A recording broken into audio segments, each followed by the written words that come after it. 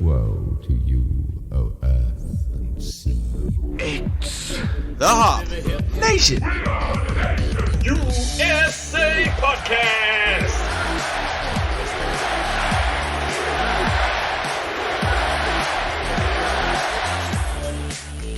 It's episode 147 of the Hop Nation USA podcast, and I'm coming to you live from whatever bunker I've hidden myself away in. This week we're going to do things a little differently in that Adam's not here, it's just me, but you will hear him later in the episode as he's recorded his own piece from his own bunker. So yes, I'm your host Steve, and I'll be doing a segment this week. Originally, this episode was going to be our WrestleMania episode with guest Jason Sircone, as he usually comes on for our big wrestle shows, including SummerSlam and WrestleMania. Unfortunately, the lockdown has separated us, and we're all bunkering down at home. In the future, I think we're going to try to work with Zoom and maybe see if we can get some guests on. I don't love that audio quality, though. I think a lot of people are going to get Zoomier by the end of all this, and they're just going to hear everything tinny and compressed, and it's going to be awful. But if we can get other podcasters on, then they can record their own audio at home on their own microphones and send it over, and I can hopefully maintain the quality of our audio. With that in mind, though, because this was going to be our WrestleMania episode, we had a special beer that was planned for this episode. And that's the beer I'm going to be drinking tonight.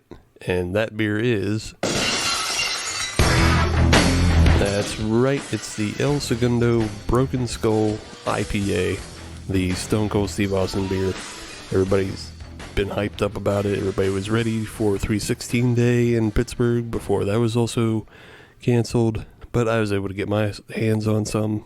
It is a 6.7% IPA with 67 IBUs, and it features a classic blend of Cascade, Citra, and Chinook hops. Let's open this can of Whoop-Ass up and see how it is. Now, upon pouring it up, it is basically a West Coast IPA. I didn't know what to expect, really, but this is very, very clear. It is a picturesque beer, a nice fluffy white head, and I am surprised. I for some reason I thought this was a little heavier, a little cloudier from like other photos I've seen, but looking at it up close, it is a completely translucent beer. Very nice looking beer. Nice golden color. On the nose, I get a good bit of hop up front, but it's not a punch you in the face. It's a pretty even. It's a lot of bright floral hop up front. A little bit of citrus on the nose, but it's definitely not a punch you in the face. Which, I don't know, maybe you would expect that actually with this beer, considering who it is tied to. Drinking it is incredibly refreshing. Surprisingly refreshing, really. Like, there's a lot of upfront citrus notes on it, but then on the back it has a lot of kind of earthiness, and I think that's coming from the Chinook hops. Like, I could be wrong about that, but in a lot of ways this beer is reminding me of the Full Pint Chinookie, which that is just all Chinook hops, and I always find that one to be like very, very bitter and very earthy. Not my favorite IPA, but this one has similar notes to that. But this one is also a lot brighter and a lot more refreshing. And it just overall, there's a good balance between all the hops. There's not a whole lot of maltiness on this beer either, so that also makes it easier to be more floral and refreshing that way. And it's odd to be talking about a Stone Cold beer that's using words like bright and floral. But yeah, it's all there. It's a really good representation of a West Coast IPA, and I'm enjoying it a lot. Of course, I'm saying West Coast IPA, but this is obviously coming from Texas, because Stone Cold did go out of his way to pair with a craft beer company down there, and I appreciate that, actually, because it's not too often that you see a celebrity pair with an actual craft brewery. We talked a couple weeks ago about Blake Shelton or Dierks Bentley or whatever, one of those country stars, and he has his own beer coming out. If it's still coming out, I don't know. His tour might have been canceled, but he paired with a macro brewery, and they pumped out some, boring golden pilsner or whatever. And who cares? But this is actually a really good drinking beer from a celebrity, and it's not just some boring pilsner. I'm sorry. I know people are still trying. I know brewers out there are still trying to push their lager fiending, and I don't know. I never get it. You know me. I don't care for the lagers. I don't care for pilsners. I'm never impressed by them. But I'm pretty much impressed with this beer. And I can also see how Stone Cold could slam down, 6 or so in the ring. I'm still a little surprised by the fact that it is a 6.7% beer, because it's way, way drinkable. Yeah. I'm just going to continue to drink on this, and we're going to get into the little bit of content that I have prepared for the rest of the episode. So I'm not going to do news, notes, and neat as usual. I think the news is kind of the same all around, in that breweries are obviously not in operation as usual. They're mostly all on to-go system right now. I think a lot of people are doing their best to support local breweries, but, money is tight for all of us, so do what you can, support breweries as you can, but also don't forget about all the servers and the wait staff. I know there's a lot of virtual tip jars set up, so look into that. I did have a neat, though, that I wanted to point out, and it's coming from a brewery that's, again, everybody's trying to do the best they can in a bad situation, and this brewery took a full advantage of that. It's the Sobel's Obscure Brewery out of Jeanette, PA. That's outside of Greensburg. They produced a very, very funny commercial to let people know about their to-go services. It is pretty hilarious. I think you can find it on their Facebook page, or you can find it on other social media. I'll try to tie it to the Twitter account at some point. But it is just a complete throwback to those old, goofy-ass used car or mattress house, everything must go type silly, corny commercials. But then it's also done in that purposely bad way. It's just very funny. I actually haven't had a lot of beer from them, so if you want to tell me about their beer, just reach out to us on Twitter at HopNationUSA, or email me at hopnationusa@gmail.com. Let us know what you think of Sobel's beer, but definitely go check out the commercial for their to-go services that they have right now. It is, it's a treat. So that's my one neat for the week. Content-wise, I have put together a little bit of a survival / pairing guide for you. I basically have taken everything that I've been watching and getting into, and video games I've been playing for the past couple of weeks, even before this all hit, and I've created a pairing guide / survival guide. So first off, I want to suggest a movie that everybody should go watch. The movie's called The Color Out of Space, and it's a Nick Cage film, so already you can kind of guess where things are going to go. The film is based off an old H.P. Lovecraft story by the same name, so if you're familiar with the story, you should have a little basis in the movie, but the movie's set in modern times, so it's obviously going to be a good bit different than what the story was. If you have seen the trailer for this film, and you've also seen Nicolas Cage's previous film called Mandy, you might get the same feel from the two of them. There's a lot of same color palette with the bright purples and blues and pinks going on, but they're not really the same film in any way. This is much more of a throwback to like 80s horror movies, and I hate using that kind of nostalgia reference. That really is. There's a lot of scenes and imagery that evoke The Thing, and it's, despite the obvious neon color palette that a lot of people are playing upon nowadays, it also has just a feel of an 80s monster movie. Nick Cage is pretty good in it. This is one of those films where he's made some choices in how he acts, and not all of those choices are great, but there is a couple scenes towards the end where he is just like darkly humorous, and he couldn't, like, I don't think anybody else could really pull it off the way he does. So yeah, there's some good bits, there's some bad bits. Rest of the cast is kind of they're just there, part of the monster movie. The one other thing I thought really stuck out in this film, though, is the soundtrack. And the soundtrack was written by a saxophonist by the name of Colin Stetson.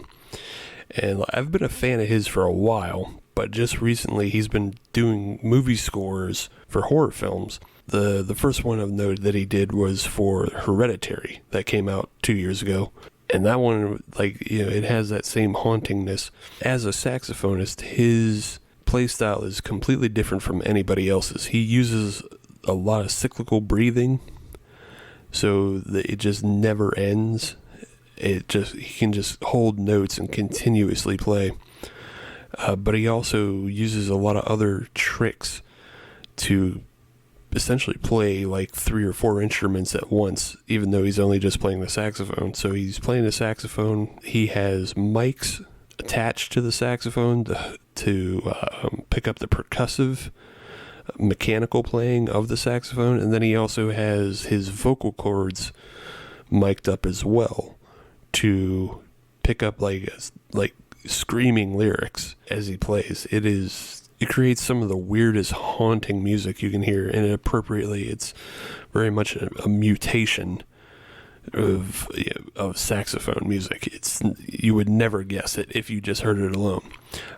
I suggest if you go on YouTube, check out a show that he did there's a Canadian show called Q or whatever, I'm not quite sure what that is, but he breaks down how he creates his music with one of his popular songs, Judges.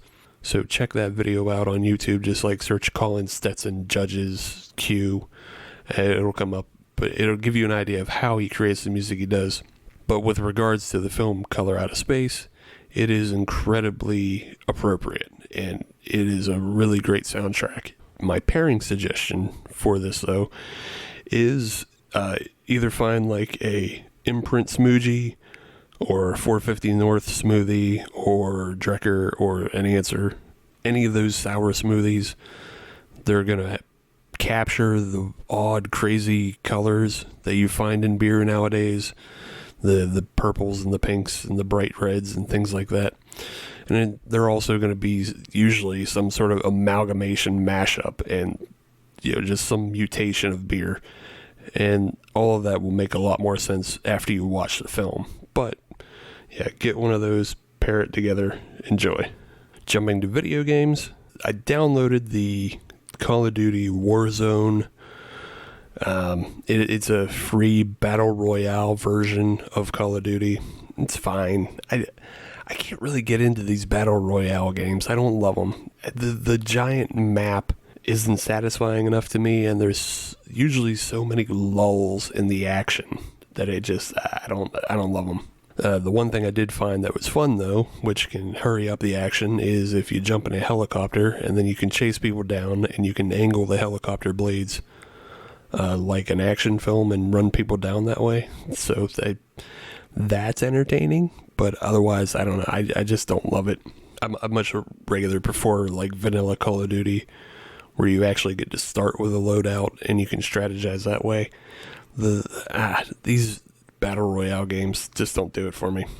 But it is free, so that's a plus. If you want to pair with that, I would say if you're playing the free version like I do, then just pair it with a plain logger, because that's what you get. You get a basic game, and a basic logger will go with that. If you pay the $9.99 to unlock all the goofy skins and all the goofy characters and all that kind of stuff, well, then, hey, then you get to unlock hazy IPAs and pastry stouts for yourself to drink as well. So, yeah, it's a good diversion for a little bit, but I can't see myself, like, really sticking with this game. Another game I was playing, though, is called Disco Elysium, and this is a really great game that appeals to me and my roots, because it is very, very much like the Sam & Max Monkey Island point-and-click adventures from the 90s, if you have no problem reading a book, then maybe this game would be for you. If you're interested in mysteries, because the basic plot of the game is that you're a detective with amnesia and you have to solve a murder. So yeah, there's a lot of story element to this. And what separates this from those old point and click adventures is that you can spec yourself out similar to an RPG. So you can make choices with the way your character behaves. You can make your character more intelligent or more emotional or more physical. And this kind of sets different paths for you to go. I don't think you can get everything from a playthrough, simply because there's not enough points to go around. But as you go along, you'll open up different paths depending on how your character's points are spec'd out. You'll open up different dialogue trees. You'll find your way through the game. There's a lot of luck involved as well. It's a very interesting game that way. I think it's definitely worth checking out, and just something that'll kill the time for you. And again, it tells a pretty good story. It has a very different and awesome art style. And yeah, I think it's worth it. The pairing I have for this is based off a reference from the game. Within the game, you'll find that there is union workers trying to feed scabs a specialized borscht soup, and it's just basically beet soup with vodka. They're trying to get scab workers drunk while the union is on strike. So my pairing is suggesting that you homebrew a beet ale to go along with this. It's the only time I've had a beet ale is from homebrew. If you can find beet ales out there, then go ahead. But I think you got to homebrew that one. And that's also a good chance for you to start a new hobby. You can start homebrewing. I'm assuming a lot of supply stores are still open, and now's a good time to try doing a 1 gallon batch. You can do a 1 gallon batch, and then hopefully by the time it's ready to drink, you can share it with your friends. But yeah, the only time I've had a beet ale is from homebrew. So yeah, that's my suggestion. Try to do that. Try to pair it together. Moving on to, if you want to have a laugh, well then Netflix has everything that's funny right now.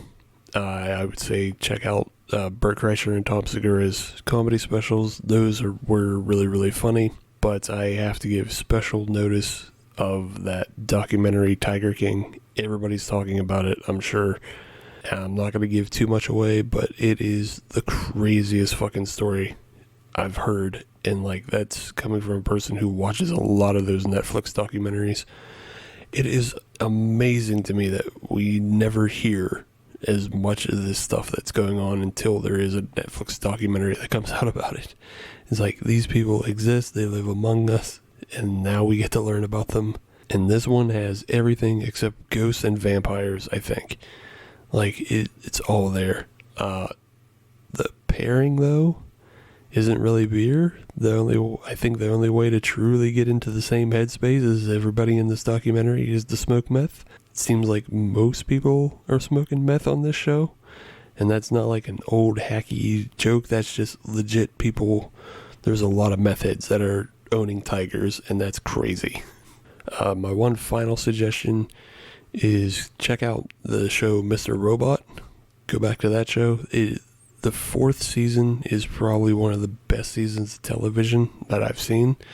But if you've never seen the show at all, go back and binge watch all 4 seasons. It's nice because, 1, the show is over, so there's no more new seasons. It's like Breaking Bad or The Wire in that way. You can just watch the entire thing. But it is a fascinating show with like a lot of character in it. The entire show is kind of a testament of what happens when you just let, I don't want to use the word auteur, but Sam Esmail is obviously had a very focused vision for this show, and each season is very similar to The Wire in that they all feel completely different, and they have ending punctuation points to them, and it is just a fantastic character study. I really love this show, and I hope, in the future it will be looked back as fondly as Breaking Bad and The Wire. It's a great show. My pairing suggestion for that, though, is, hey, go see if you can get some Stellarworks 50-foot robot or 100-foot robot to go with your Mr. Robot rewatch or first time watch. It's a really great IPA. I wish I could get more of it. But yeah, it's a really good IPA just to sit back and enjoy this show with. Just like this Broken Skull IPA is something you could kick back and watch WrestleMania with, assuming that it's still going on. I know they've been changing things around a lot. They went from a single night to now a double night, and now Roman Reigns isn't even in it, and there's no audience to it. I don't know what's going to happen with this show. I have a feeling SummerSlam might become the really big show this year, because WrestleMania is not going to feel like WrestleMania this year. But you can, get pretty toasted on the Broken Skull IPA. If that'll make you feel better, I think it will. If you can get your hands on it. I know their distro is not great in PA, and I don't know how well distro is going to be in the future, especially leading up to WrestleMania. I bootlegged mine from Ohio, so if you can go over to Ohio and find some at Vintage Estates, get it there. Really enjoyable beer though. Really fresh, really bright, really floral. It is, it's definitely something I could just see like drinking in a parking lot too. This is that refreshing. But it doesn't have the same bitterness as a lot of West Coast IPAs does. Like, as I continued to drink it, it didn't build up on my tongue. It didn't leave a residue. It's still not a IPA for Adam or people who don't like IPAs. But if you're looking to get into IPAs, this would actually probably be a pretty good gateway too. So, yeah, and again, 6.7%, but it's also not that malty. Yeah, it's just a really good drinking beer for the working man. So yeah, going to the podium, I'll give it a gold medal because I only drank one beer tonight. What else am I going to do? With that in mind, I think going forward, things are going to continue to be different, obviously. I do have a plan for something in the future, but it's time sensitive. We have to wait for something else to come out before we can comment on it. We can't comment on something that we haven't watched. I think I kind of would like to do a bit of a watch along, but also we're going to look into getting Zoom guests on and seeing if we can do solutions that way. And maybe at the very least, at least just getting Adam and I in the same room, quote, as it were. But I hope you're enjoying what you're hearing, and if you are, let us know. If not, let us know. We'll try to make the adjustments as we can. But for now, I'm going to say goodbye, and then Adam will be on with whatever he's prepared right after this. First Sip Brew Box is a one-of-a-kind subscription service for craft beer lovers based right here in Pittsburgh. Every month, First Sip will send you a box full of craft beer enthusiast essentials, including t-shirts, glassware, and even food. Right now, our friends at First Sip Brew Box have an offer for you. Just sign up for a 3-month subscription and get your 4th month free. Just enter the code HOPUSA when you sign up at firstsipbrewbox.com. That's HOPUSA at checkout to get your 4th month free at firstsipbrewbox.com. Welcome back, Hop Nation. And now it's my turn. That's right, it's your other host, Adam. I get to pick up the slack where Steve left off. And now it's my turn to talk. And the first thing I'm going to talk about is the beer that I'm going to drink. And this comes from New South Brewing. They're out of Myrtle Beach, South Carolina. This is their Nut Brown Ale. Comes in at about 4.8% ABV. IBUs, I really have no idea. I'll be perfectly honest. The nice thing is it's a brown ale. I don't expect it to be very high, so I'm not going to worry about it. Yes, I am one of those people that just I'm not a hops guy, so I don't have to worry about that on this one. And the other nice thing is, since I get to do this all by myself, due to, well, if you haven't figured it out by now, I'm sure you know why I'm doing this by myself. But the nice thing is, I get to drink this entire thing by myself. I don't have to share it with anybody. I don't have to worry about divvying it up with all my co-hosts, all the guests, to make sure everybody gets enough. I don't have to save any towards the end. I could just drink the damn thing. And I'll be honest, if it wasn't for the fact that I needed to take photos and make sure that you guys saw what it looked like on social media, things like that, I'd just crack the can and drink it myself. All right, I've got it poured out here. I got my full 12-ounce pour. Thank you very much. And taking a look at it, it looks like a classic brown ale. One of the problems with a beer like this is it's not going to be very particularly visually appealing. It's just going to look like a dark beer, a little bit darker than a lager or something like that. It just looks like a beer. That's all there is to it. In terms of head, there's a little bit floating around on top, nothing of particular note. It looks kind of wispy, I'll be honest. That's about it. In terms of the nose, it's a nut brown ale, so it's going to be malty, and this is no exception. It's got a nice malty nose to it. It smells good. I like it. That kind of jumps into my preferences. That's for damn sure. Like I said on the opening description, no idea on the IBUs, but judging by the nose on this, there isn't much at all. So let's get in on this. Let's see how it tastes. Not bad. Not bad at all.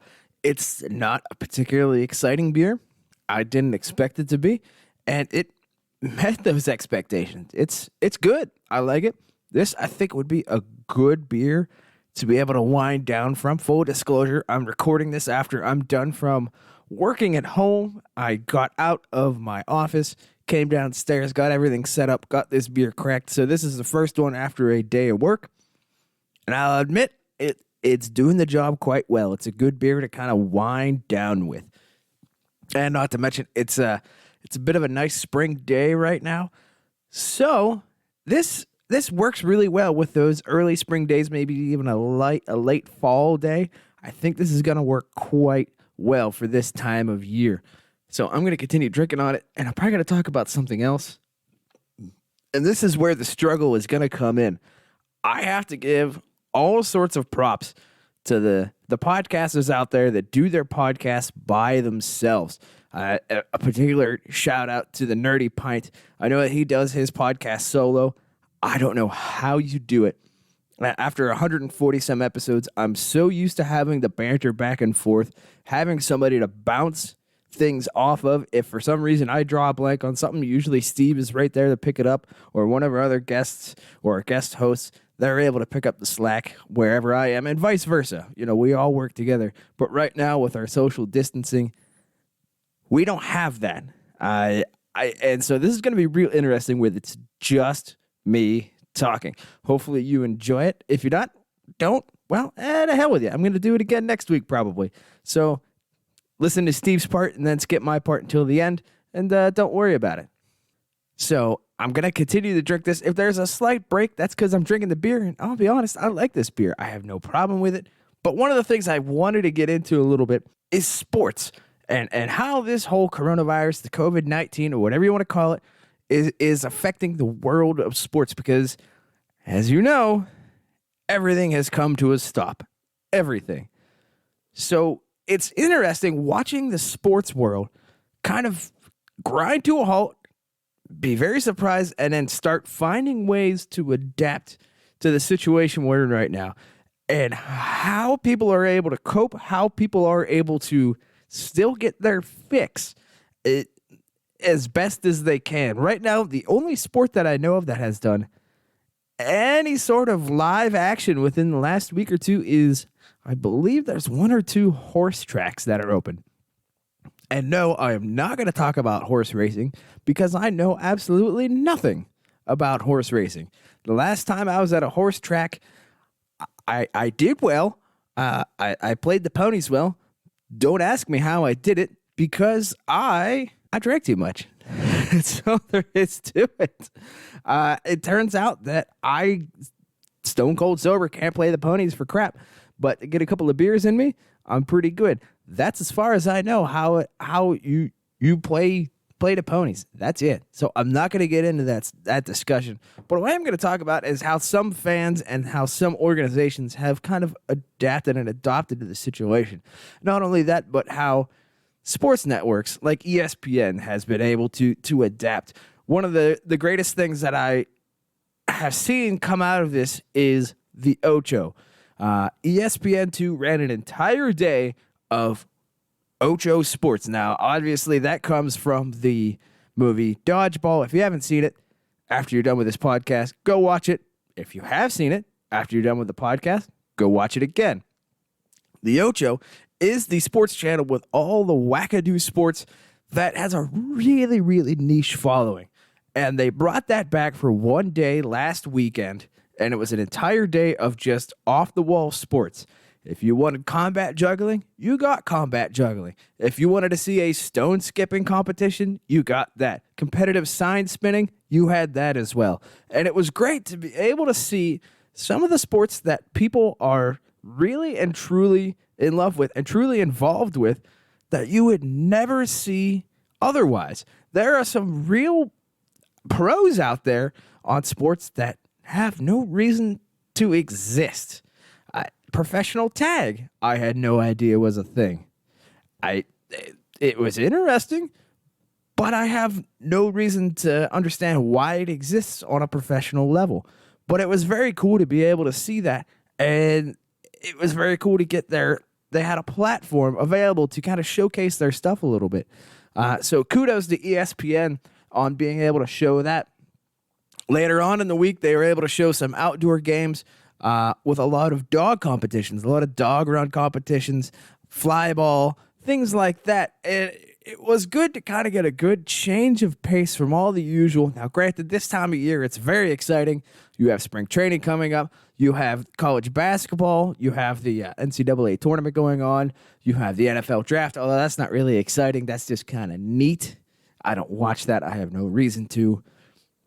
But there's a lot going on. You're getting into hockey playoffs. You're coming down to the wire of who's in, who's out, all this stuff. And all that stopped. So something else had to come in and fill that void. And a lot of these Ocho sports have been able to do that.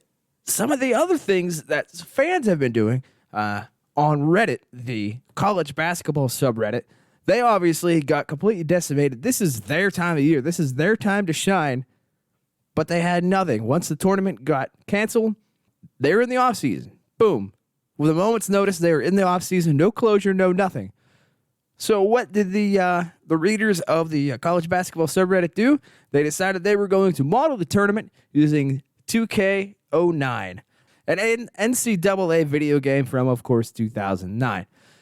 So they are taking all the teams that they assume would have been in the tournament, and they are modeling the tournament using this video game. There's been some upsets. There's been some Cinderella stories going through, and they're modeling it just as they would a regular tournament. So they had their tournament weekend last weekend. They have the week off. They're going to go back into the second weekend where you get into the Sweet 16. And people are really getting into it. And I find that fascinating because everybody has to quench that thirst for sports somehow. So that's how the folks on Reddit are doing that for college basketball. Now, on a little more professional level, NASCAR has actually stepped up really well. I know there's a lot of people that are currently rolling their eyes right now saying, oh, NASCAR, the good old boys, how on earth are they going to be able to do anything? Quite simple, really. NASCAR and other motorsports they are one of the few sports out there that they can actually do a semi-realistic simulation of their events. And what I mean by that is they can have a driving simulator, a driving rig set up, and they can actually simulate a race, obviously using computer generation, things like that. You can't do that with basketball. You can't do that with any of the stick and ball sports. But with motorsports, you can do that. So what NASCAR was able to do was using a service called iRacing. It's an online simulation service that has most, if not all, of the NASCAR tracks already modeled and in place, ready to go. What they did was they generated an invitational series. And all they're going to do is, during the normal race times of when they would have their live events, when you actually have the cars going around in circles, what they're doing is they're doing a simulation event. Instead of having a 300-lap event at Miami Homestead Speedway, which would have been last week's race, they did a 100-lap simulator race with everybody in their simulator rigs racing against each other, just as you normally would. Now, what made this interesting was NASCAR went all in, the drivers went all in, and Fox Sports, which was supposed to carry the race, went all in as well. Everybody was involved, and everybody got into it. The commentators, they had live commentary on a simulator race, but there was enough tongue-in-cheekness, enough levity throughout the broadcast that it brought a little bit of, I'll say, relief to everybody watching it, because if you're watching this, you're going to be a motorsports fan and you're looking for something to watch. And it was really nice to be able to watch this and get some sort of live competition. Yes, it's esports. Yes, it's not the real thing, but it's what we can do right now. And there were some major drivers in there. There were a lot of championship drivers in there. It got to the point where they actually had to have a last chance qualifier race to be able to get into the main race. So they had so many people interested. And these are the professional drivers. These are the actual paid drivers that are in the top 3 series participating in this. This wasn't just a bunch of jabronis like, oh, okay, we'll throw you all in a bunch of NASCAR simulators and see what happens. These were the actual drivers, the championship drivers, and they actually had to go through some qualifiers to be able to get into the main race. Now, once you got into the race, things were a little bit different. Things were a little bit looser. You had drivers that, let's be honest, they had a cold beer right beside them and they were driving in slippers. They didn't take it all that seriously, but it was highly entertaining. And really, right now, that's all you can be looking for. So I have to give credit to NASCAR, to Fox Sports, everybody involved in that they gave us a really, really good time. From a motorsports fan, I'll admit I'm one of those. And it was really nice to be able to have that. And they're going to continue doing that. They're going to follow what would have been the normal NASCAR schedule and do these simulator series until we are able to get back to real live action.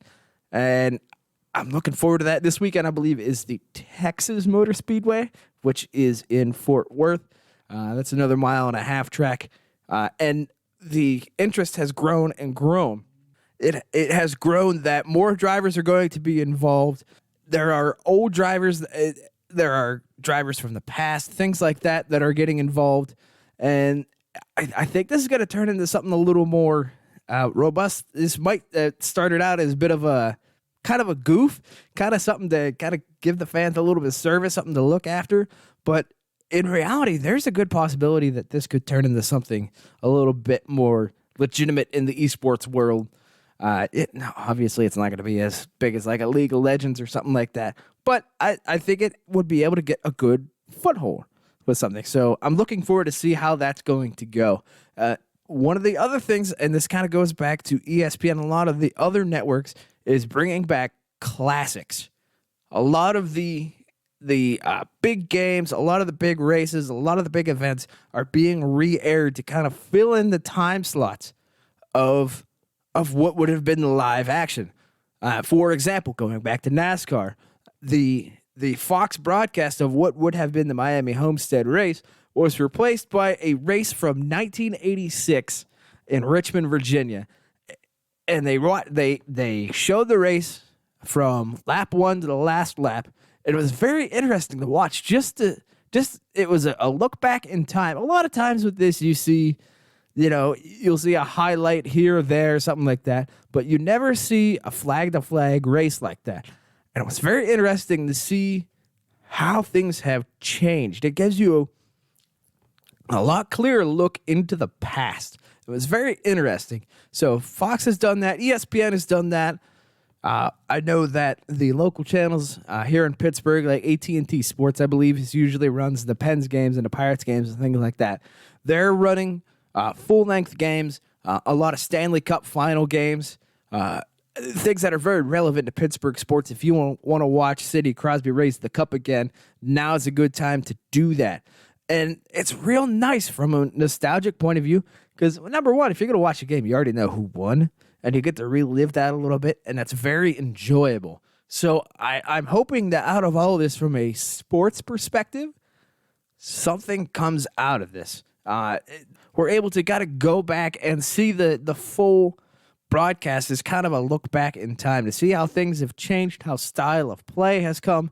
If nothing else, the graphics package, to see how the graphics packages have changed. That's always one of the most shocking things to me is whenever I see an event from 10 years ago, 15 years ago, whatever you want to say, and just the change of what the styles of the graphics package.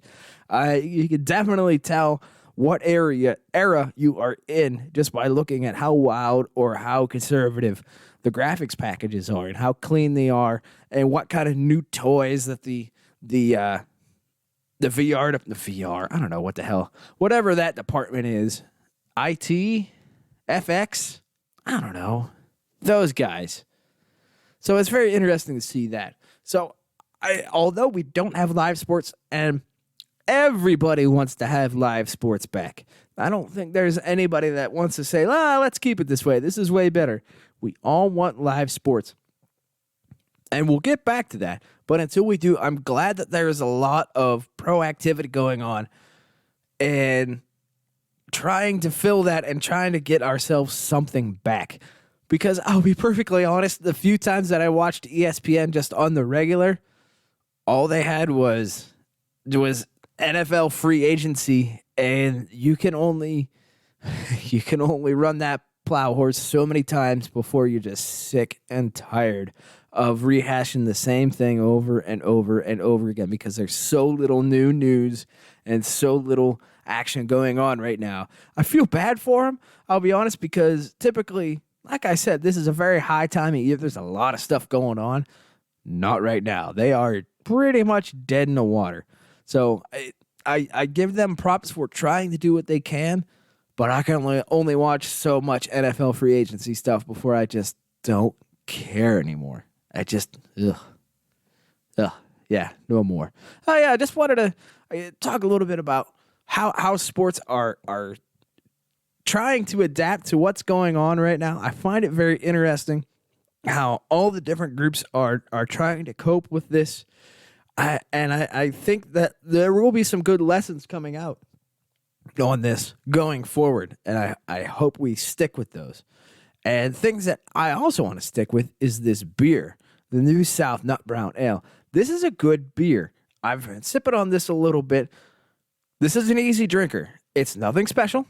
It's not supposed to be anything special. This is not supposed to be some 450 North, super Whamadine, 8,000 pounds of, peach rings and Werther's Originals crammed into a 16-ounce can.